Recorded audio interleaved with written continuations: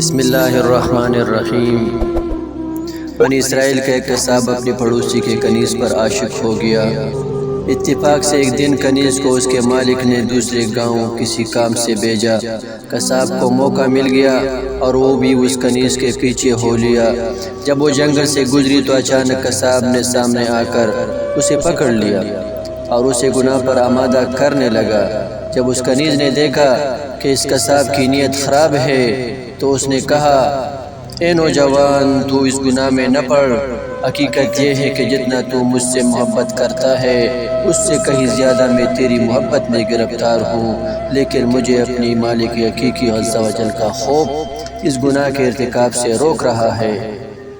اس نے ایک سیرت اور خوف خدا عز و جل رکھنے والی کنیز کی زبان سے نکلے ہوئے یہ الفاظ تاثیر کا تیر بن کر اس قصاب کے دل میں پیوست ہو گئے، اور اس نے کہا، جب تو عز و جل سے اس قدر ڈر رہی ہے تو میں اپنے پروردگار عز و جل سے کیوں نہ ڈروں؟ میں بھی تو اسی مالک عز و جل کا بندہ ہوں، جا تو بے خوف ہو کر چلی جا۔ اتنا کہنے کے بعد اس قصاب نے اپنی گناہوں سے سچی توبہ کی اور واپس پلٹ گیا۔ راستے میں اسے شدید پیاس محسوس ہوئی، لیکن اس ویران جنگل میں کہیں پانی کا دور دور تک کوئی نام و نشان نہ تھا۔ قریب تھا کہ گرمی اور پیاس کی شدت سے اس کا دم نکل جائے۔ اتنے میں اس زمانے کے نبی کا ایک قاصد ملا۔ جب اس نے قصاب کی یہ حالت دیکھی تو پوچھا، تجھے کیا پریشانی ہے؟ قصاب نے کہا، مجھے سخت پیاس لگی ہے۔ وہ سن کر قاصد نے کہا، آؤ ہم دونوں مل کر دعا کرتے ہیں کہ اللہ عز و جل ہم پر اپنی رحمت کے بادل بھیجے اور ہمیں سیراب کرے یہاں تک کہ ہم اپنی بستی میں داخل ہو جائے۔ قصاب نے جب یہ سنا تو کہنے لگا، میرے پاس تو کوئی ایسا نیک عمل نہیں ہے جس کا وسیلہ دیکھ کر دعا کروں۔ آپ نے ایک شخص ہیں، آپ ہی دعا فرمائیے۔ اس قاصد نے کہا، ٹھیک ہے، میں دعا کرتا ہوں، تم آمین کہنا۔ پھر قاصد نے دعا کرنا شروع کی اور وہ قصاب آمین کہتا رہا۔ تھوڑی ہی دیر میں بادل کے ایک ٹکڑے نے ان دونوں کو ڈھانپ لیا اور وہ بادل کا ٹکڑا ان پر سایہ پگن ہو کر ان کے ساتھ ساتھ چلتا رہا۔